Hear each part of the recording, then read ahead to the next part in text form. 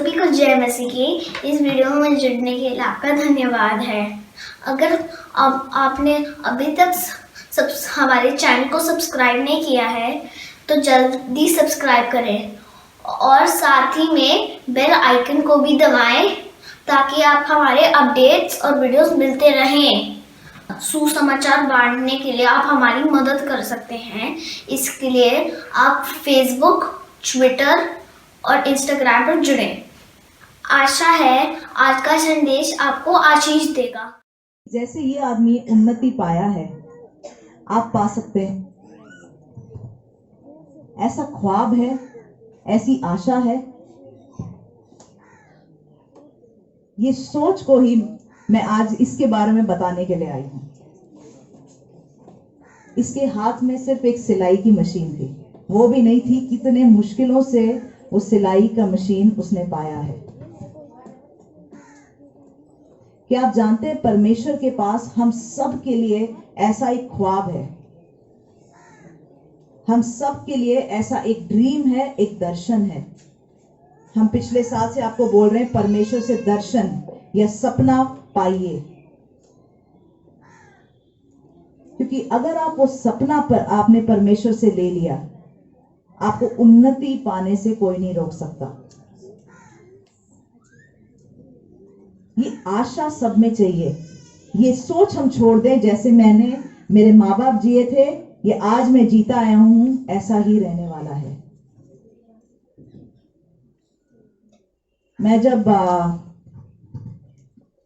तक मैंने 10th standard में थी, 10वीं क्लास तक, मैं एक अच्छे स्कूल में पढ़ती थी और तो वहाँ के स्टूडेंट्स को भी बड़े अच्छे मार्क्स आते थे, बड़ा अच्छा स्कूल था।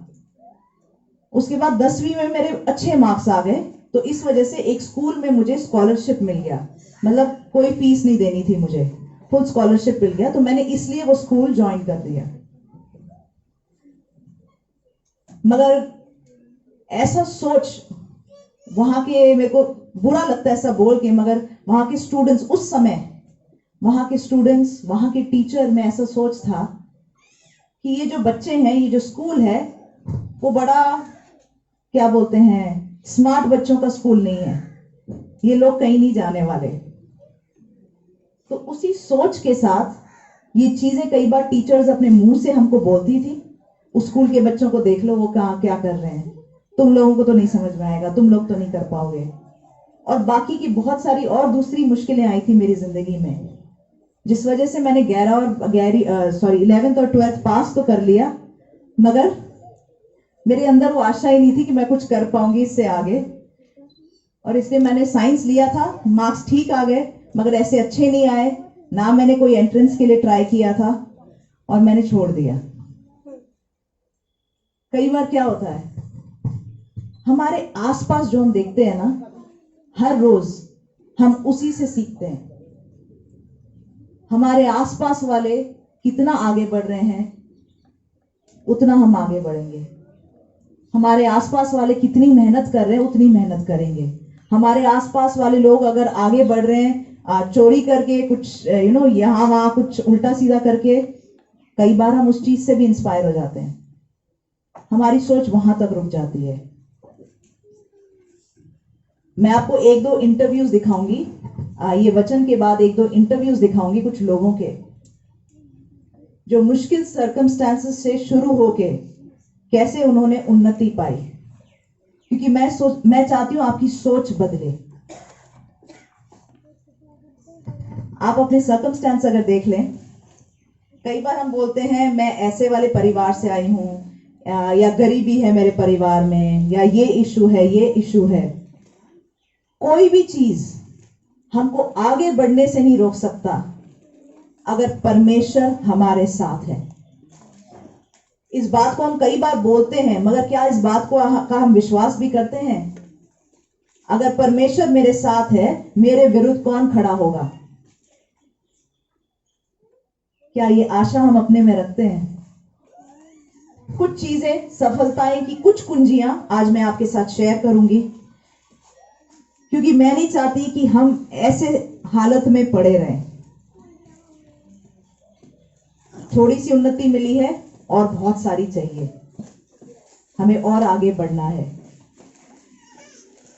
जब मैं ये मूवी देख रही थी, मैं सोच रही थी मैं इतने सारे लोगों को क्या बोलते हैं जानती हूं जिनके पास टैलेंट है, जिनको सिलाई करनी आती है, जिसको बुनाई करनी आती है, जिनको काफी कुछ खाना बनाना आता है, चीजें बनाना आता है, कारपेंटरी जानते हैं, क्या बोलते हैं, अगर ये आज टेंट खड़ा है ये करना जानते हैं, अगर ये आज फर्श बना है ये करना जानते हैं, अगर आज चीजें अच्छी लग रही हैं ये करना जानते हैं।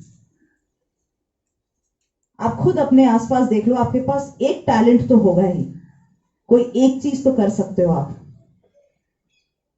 मगर मेरे दिल में ये बड़ा दुख था कि क्यों हम आगे नहीं बढ़ रहे, क्यों वहीं पर रह जाते हैं। इनकी काफी सारी वजहें हैं, कुछ वजहें मैं आपके साथ शेयर करूंगी।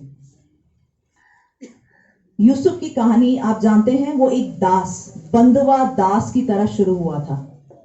कई बार हमारी सोच क्या होती है, जो काम करता है घर में या घरों का काम करता है वो सबसे कम लेवल का काम है, या जो नाली साफ करता है वो सबसे कम लेवल का काम है।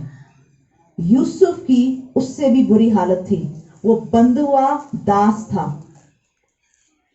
फिर भी ऐसा आदमी राज्य में दूसरे स्थान पे आ गया, राजा से बस एक लेवल नीचे। ऐसी कहानी हम सबकी क्यों नहीं हो सकती? हम जहां भी खड़े हैं उससे आगे क्यों नहीं जा सकते? ऐसी कहावत या ऐसे किताब का नाम है पुअर डैड पुअर सन, रिच डैड रिच सन। गरीब बाप गरीब बेटा, अमीर बाप अमीर बेटा। क्यों? क्योंकि जो हम बाप को देखते आए हैं करता हुआ, हमारी समझ सिर्फ उतनी है। एक अमीर बाप का बेटा, उसको आता है अमीर कैसे बनना है। कई बार हम अगर देखें, ज्यादातर क्या होता है, 90% जो लोअर क्या बोलते हैं, मैं फाइनेंशियल की बात, पैसों की बात कर रही हूं, जो लोअर क्लास है उनके बच्चे आगे लोअर क्लास में ही रह जाते हैं। जो मिडिल क्लास हैं वो मिडिल क्लास में रह जाते हैं, जो अपर क्लास है वो अपर क्लास में रहते हैं। बहुत कम ऐसा होता है कि ऊपर नीचे होता है। क्यों? क्या फर्क है? सोच। हम किसी और को करते क्या देखते हैं, वहीं से हम सीखते हैं। परमेश्वर हमारे को आगे बढ़ाना चाहता है, और ये जो आज का कॉन्फ्रेंस है ये इसी बारे में है। लिव लाइफ किंग साइज, राजा के जितना बड़ा जिंदगी जीना है। और एक किंग है हमारे पास, यीशु मसीह, उसका एग्जाम्पल हम फॉलो कर सकते हैं। आइए जकरिया उसका 4 का 10 निकालेंगे। क्योंकि किसने छोटी बातों का दिन तुच्छ जाना है। क्या हो जाता है हमारे साथ? हमारा सपना है, हर कोई चाहता है मेरी हर महीने की सैलरी लाखों में आए, मगर हो क्या जाता है, ये तो हम बड़ा देख लेते हैं सपना। ये वचन ऐसा कहता है, छोटी बातों के दिन को किसने तुच्छ जाना है। हम इस चीज में बैलेंस नहीं ला पाते कि जब हम किसी चीज की शुरुआत करते हैं वो छोटा ही होता है, हम हड़बड़ा जाते हैं। हमारा एम है लाखों में कमाना, मगर हम कई बार बोलते सिलाई से, एक सूट की सिलाई से क्या मिलता है, 100-150, तो लाखों तक कहां से पहुंचा जाए। तो क्या करने लगते हैं, वो भी छोड़ दिया। इसलिए दर्शन परमेश्वर से बड़ा जरूरी है। परमेश्वर के पास ब्लूप्रिंट बोलते हैं ना, प्लान, वो ब्लूप्रिंट रहता है कि हमें कैसे आगे बढ़ाया जाए। इसलिए हमेशा हम बोलते रहते दर्शन पाओ। परमेश्वर आपको हर स्टेप के लिए ब्लूप्रिंट बता सकता है, अब ये कर, अब ये कर, अब ये कर, उन्नति के लिए ये कर। कई बार परमेश्वर हमको एक स्टेप बताता है, हम एक स्टेप कुछ दिनों के लिए करते हैं, छोड़ देते हैं। क्या हुआ? कोई फायदा नहीं हुआ। ये कहता है जब शुरुआत छोटी है, उन चीजों को तुच्छ मत समझो, कम मत समझो। हम कई बार अगर कोई नौकरी मिली है या कुछ पढ़ने को मिला है, हम तो सोचते हैं ये क्या है, क्या हो जाएगा इसमें, इतना सही तो है। उसमें भी फिर हम फेथफुल नहीं रहते, हम करते नहीं रहते। क्यों? क्योंकि हमें लगता है मेरी आंखें तो लाखों पर हैं, हाथ में 100-150 हैं। मगर वो परमेश्वर के हाथ में अगर दे दो, उस 100-150 को वो लाखों और करोड़ों में बना सकता है। इसका तरीका जानना है। जो आपके हाथ में अभी है, उसको अपने पूरे दिल से करना है। हाँ जी, अगले में जाएंगे। तो ये कुछ सफलताएं की कुछ कुंजियां मैं बता रही हूं। दूसरा है नीति वचन 13:11। के पास माल नहीं रहता, परंतु जो अपने परिश्रम से बटोरता उसकी बढ़ती होती है। गलत तरीके से जो पैसा है, शायद एक बार में आ जाए हमारे पास, मगर वो रहता नहीं है। मगर हर रोज फेथफुली काम करते जाओ, वो पैसा बढ़ता जाता है। एक बार और पढ़ दीजिए इसको सिस्टर। निर्धन के पास माल नहीं रहता, परंतु जो अपने परिश्रम से बटोरता उसकी बढ़ती होती है। जो परिश्रम से बटोरता है, उल्टी सीधी चीजें करके बटोरता नहीं, जो परिश्रम से बटोरता है। एक सेकेंड, यहाँ पे इंग्लिश में ऐसा बोलता है डिसऑनेस्ट मनी। जो गलत तरीके से पाया हुआ पैसा वो हट जाता है। शायद हमारी नजरें लाखों करोड़ों पे हैं, आ भी जाए, उसको रखना नहीं आता, वो हट जाता है। मगर परिश्रम से बटोरा हुआ पैसा रहता है। हाँ जी, चौथे वाले पॉइंट पे जाएंगे। एक तोड़ों का दृष्टांत है ये, मत्ती 25 उसका 16 से 30 पढ़ेंगे।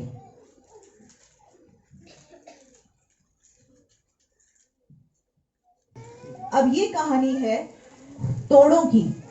आप तोड़ों को एक टैलेंट की तरह देख लीजिए या पैसों की तरह देख लीजिए। अब इस कहानी में आप अपने आप को रख लीजिए। हाँ जी, आगे पढ़िए। क्योंकि ये उस मनुष्य की सी दशा है जिसने प्रदेश जाते समय अपने दासों को बुलाकर अपनी संपत्ति उनको सौंप दी।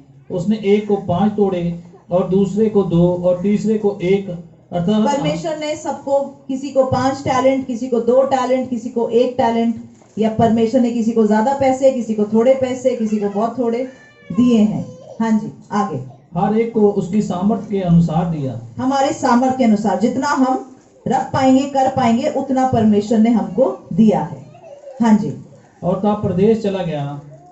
तब जिसको 5 तोड़े मिले थे उसने तुरंत जाकर उनसे लेन देन किया और 5 तोड़े और कमाए। इसी रीति से जिसको 2 मिले थे उसने भी 2 और कमाए। परंतु जिसको 1 मिला था उसने जाकर मिट्टी खोदी और अपने स्वामी के रुपए छिपा दिए। बहुत दिनों के बाद उन दासों का स्वामी आकर उनसे लेखा लेने लगा। जिसको 5 तोड़े मिले थे उसने 5 तोड़े और लाकर कहा, हे स्वामी, तूने मुझे 5। एक मिनट। हाँ, तो जिसको 5 मिले थे उसने उसको काम पे लगा के 5 और बना लिए। जिसको 2 मिले थे उसने 2 और बना लिए। जिसको 1 मिला था उसने मिट्टी खोदी, उसमें दबा दिया। आप में से कितने लोगों ने अपना टैलेंट या जो चीज परमेश्वर ने आपको दिया है, मिट्टी खोद के उसको दबा दिया है? किस किस ने दबा दिया है?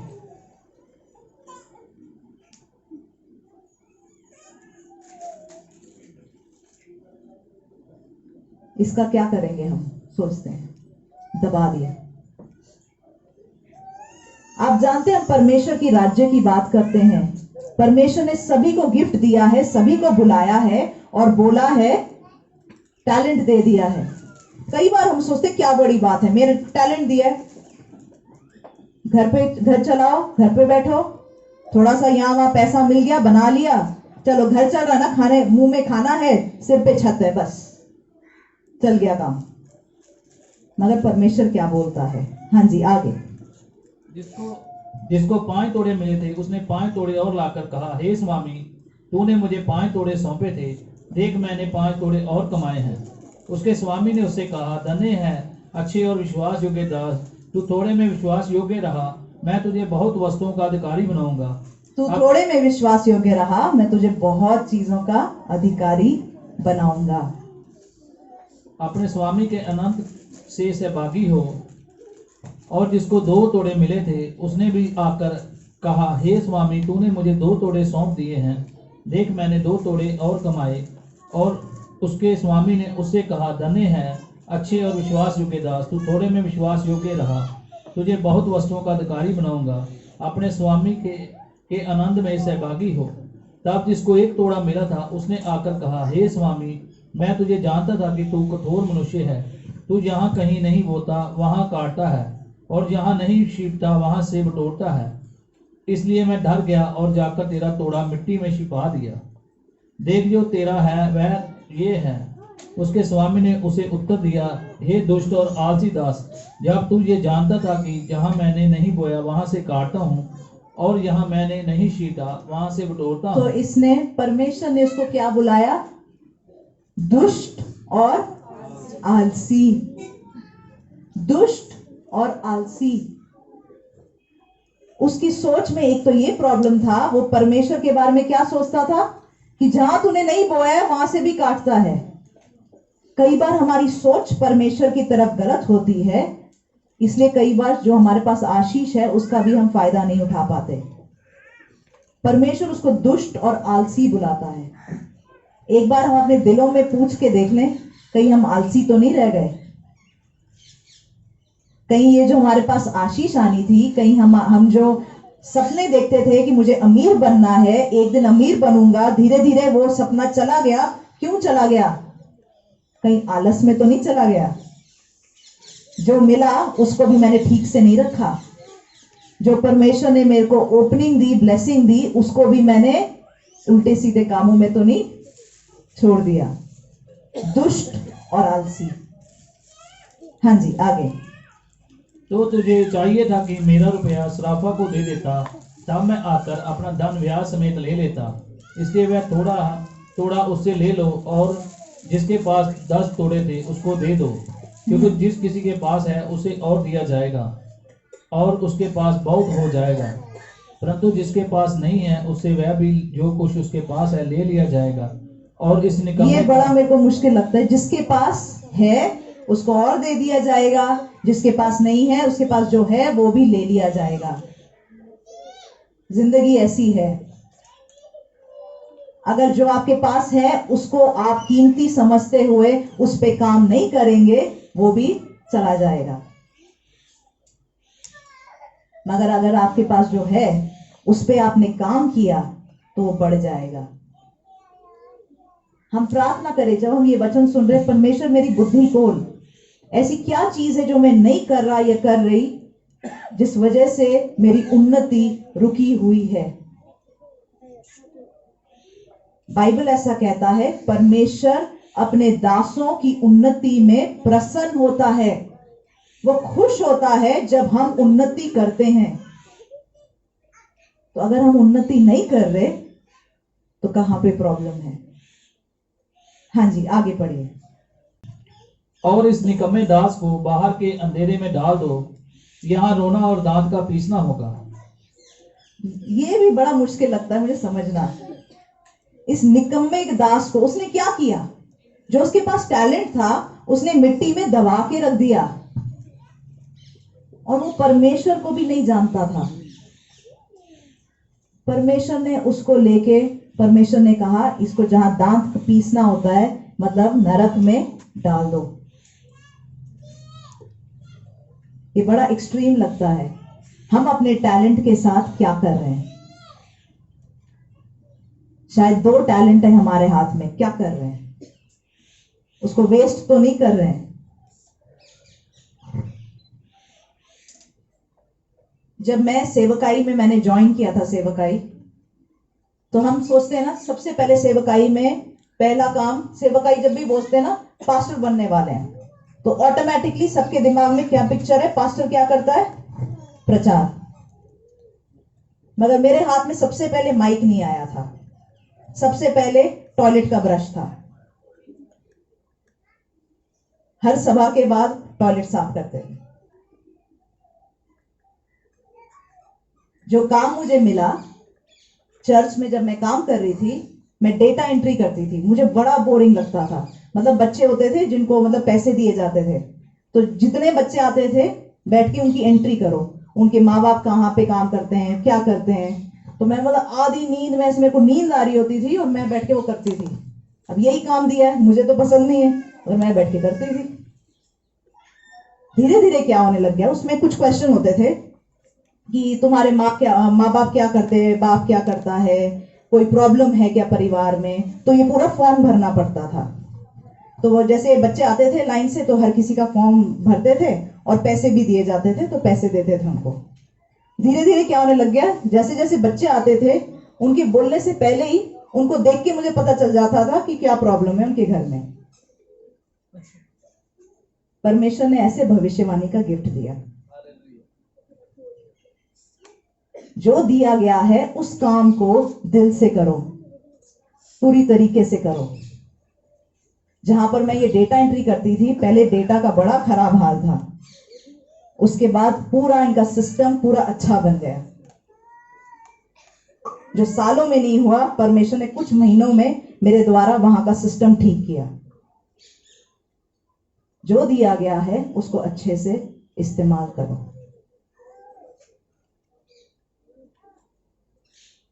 मिनिस्ट्री में डेटा एंट्री क्या है ये सोच के अगर छोड़ देते, जब शुरुआत छोटी होती है ना, हम छोड़ देते हैं, ये क्या है, मेरी नजरें तो लाखों करोड़ों पे है।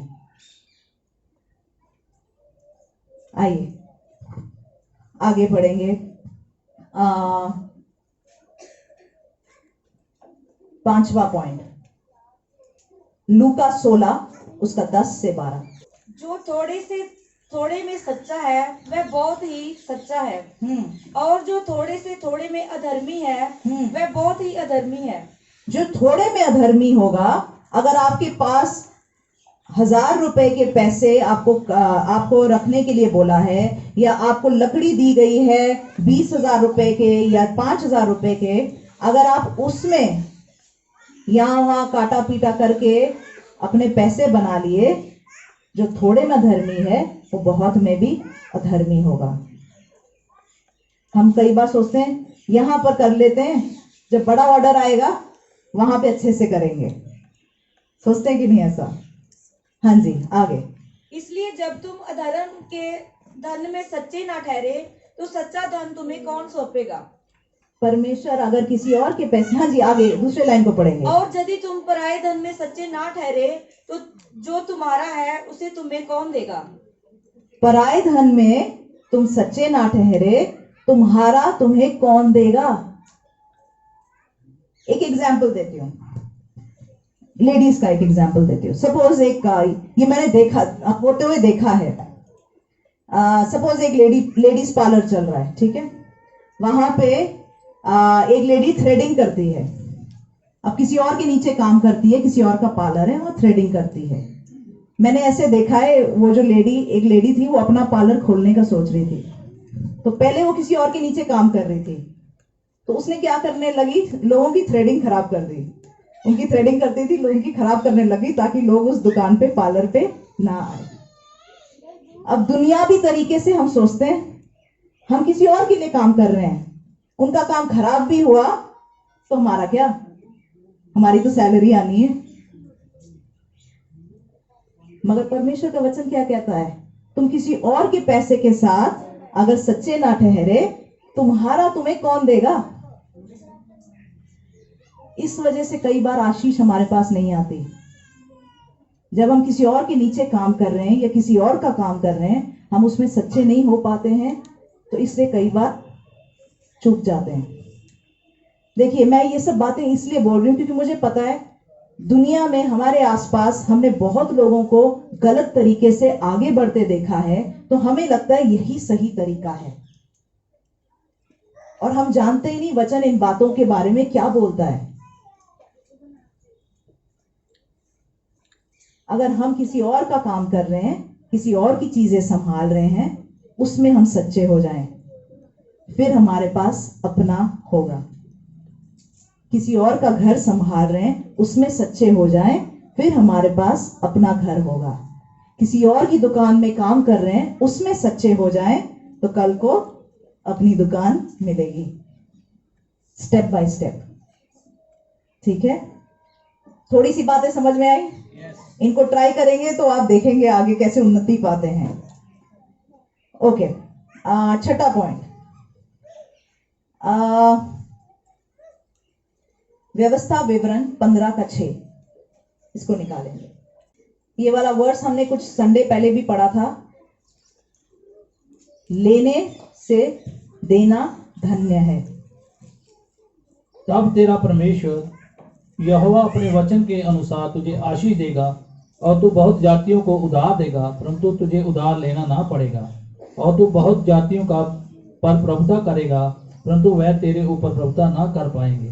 तू बहुत जातियों को उधार देगा, मगर क्या बोलते हैं, लेगा नहीं। तो अगर ये बात परमेश्वर ने इस तरीके से बोली है कि ये आशीष की बात नहीं है। कई बार हमने अपने जीने का तरीका क्या बना लिया है, उधार बना लिया है। ये एक सोच है, उधार पे जीना। उधार का पैसा अपना पैसा नहीं है।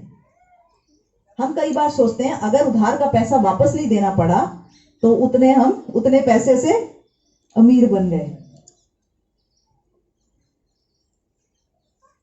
मगर अगर परमेश्वर का वचन कहता है कि लेने से देना भला है, तो भला ही है। कई बार हमारी सोच वहीं तक रह जाती है। कई बार कई लोग जिंदगी में आगे क्यों नहीं बढ़ते? मेरे दादा दादी नाना नानी के पास ये घर है, वो घर का पैसा बिकेगा, या वो जमीन है वो बिकेगा, वो पैसा मेरे पास आएगा तो मैं अमीर हो जाऊंगा। जिंदगी निकल जाती है लोगों की, वो जमीन बिकने में, वो घर बिकने में, भाई बहनों के बीच में लड़ाई में, और वो पैसा आने में, और वहीं पे जिंदगी का फुल स्टॉप हो जाता है। क्यों? क्योंकि हम सोचते हैं आशीष का जो मेरे पास पैसे कभी आने हैं या आशीष आनी है वो जमीन ही है। बाकी का जो टैलेंट परमेश्वर ने हाथ में दिया है उस पे हमारा ध्यान ही नहीं जाता, क्योंकि हमारा दिमाग एक ही जगह पे फंसा हुआ है। वो जमीन बिकेगी तो वो पैसा आएगा तो मैं अमीर होऊंगा, तब तक मेरी जैसी हालत है कुछ पता नहीं। कई बार जमीन बिक जाती है, पैसे भी आ जाते हैं, लाखों लाखों आ जाते, करोड़ों करोड़ों भी आ जाते हैं, मगर वो ऐसे ही निकल जाते हैं। क्यों? क्योंकि तब तक पैसा संभालना वो भी नहीं सीखा। जितनी आसानी से पैसे आए थे उतनी आसानी से चले जाते हैं। क्यों? वचन ऐसा कहता है, जो मेहनत से कमाया हुआ पैसा है वो रहता है। जो हमारे पुरखों के जो पैसे हैं, हाँ जी, वो एक आशीष है, मगर हमें यह भी सीखना है कैसे पैसे को संभाला जाता है, कैसे कमाया जाता है।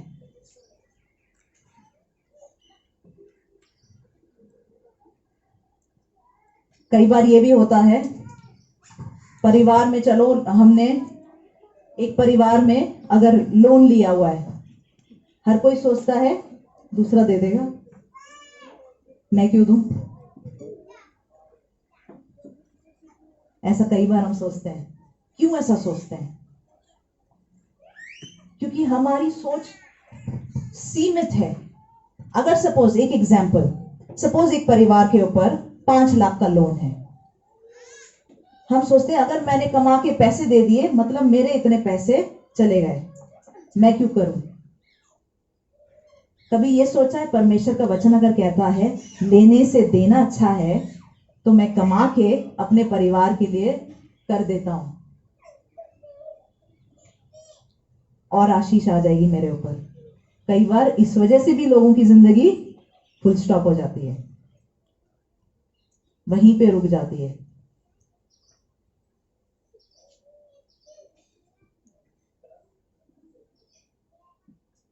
उधार रखना एक आशीष की बात नहीं है।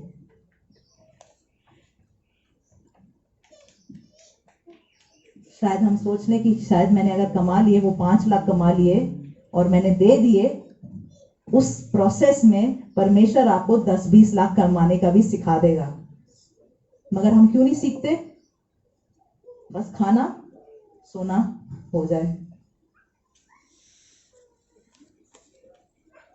हम अगर परमेश्वर के बच्चे हैं, हम अगर परमेश्वर के राज्य हैं, हम बाहर जाके बोलते हैं हम क्रिश्चियन हैं, लोगों को पलट के बोलना चाहिए मुझे क्रिश्चियन बनना है। एक ये प्रॉब्लम हो गई है। लोग क्यों क्रिश्चियन नहीं बनना चाहते? पंजाब में तो एटलीस्ट क्रिश्चियन खुश लगते हैं। बहुत सारी ऐसी जगहें जो क्रिश्चियन बन गए वो खुश भी नहीं लगता है। तो लोग सोचते क्रिश्चियन तो बनना ही नहीं है, क्यों बनेंगे? दुखी थोड़ी ना होना है। बाकी लोग ऐसा ना सोचे क्रिश्चियन क्यों बने, ये तो गरीब है। अगर आपके पास पैसा हो, आशीष हो, कल को कोई पूछेगा तेरा क्या सीक्रेट है, फिर आप बोलेंगे मेरा सीक्रेट यीशु मसीह है, तो कोई आना चाहे। समझ रहे हैं? वचन ऐसा कहता है। इसी में आई थिंक ये जो आपने पढ़ा है उसके बाद का वर्स है, व्यवस्था विवरण, उसमें आगे का वर्स, परमेश्वर ने आपको पूंछ होने के लिए नहीं सिर होने के लिए बुलाया है। तो हम पूंछ की हालत में क्यों हैं? हम पूंछ की हालत में नहीं रहने चाहिए। सिर बनना है आपको, ताकि दूसरे पीछे आए कि तू जिसका पीछा करता है मुझे उसके पीछे आना है, मुझे तेरे जैसा बनना है। Good idea? चलिए एक और, ठीक है, एक लास्ट वर्ड है मेरे पास, नीति वचन 21:17। इसका मैंने हेडिंग दिया है इस वाले पॉइंट का, शौक बड़ी चीज है। हाँ जी, जो राग रंग से प्रीति रखता है वह कंगाल हो जाता है। क्या एक बार और ब्रदर? जो राग रंग से प्रीति जो रखता है, राग रंग से प्रीति रखता है, राग रंग से, हाँ जी, वो कंगाल हो जाता है। और जो दाख मधु पीने और तेल लगाने से प्रीति रखता है वह धनी नहीं होता। राग रंग, इसको पंजाबी में कॉमन वर्ड क्या बोलते हैं? हाँ, गाना बजाना, रंगीन जिंदगी, मजेदार जिंदगी, आराम से बैठना, मजे करना, वो गरीब हो जाता है। शौकीन, जो तेल से, जो दाख मधु मतलब शराब पीता है, वो भी गरीब हो जाता है। जो तेल से प्यार करता है मतलब ज्यादा ही ड्रेसिंग कर लूं। पंजाब में कई लोगों का प्रॉब्लम क्या है, उधार में क्यों है? शादियों में गए थे, उसके लिए कपड़े खरीदने थे, उसके लिए उधार में है। यहाँ पंजाब में आपको शायद ये बात अजीब नहीं लगेगी, आप किसी और स्टेट में जाके ये बात बता दो।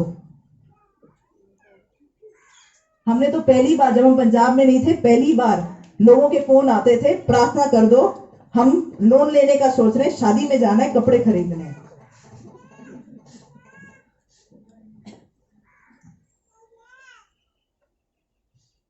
शौकीन, शौक बड़ी चीज है।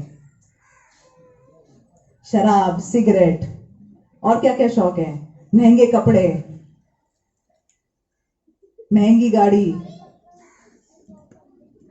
महंगी जिंदगी। अच्छी बात है, ये सब होना चाहिए, मगर पहले हाथ में पैसे तो होने चाहिए।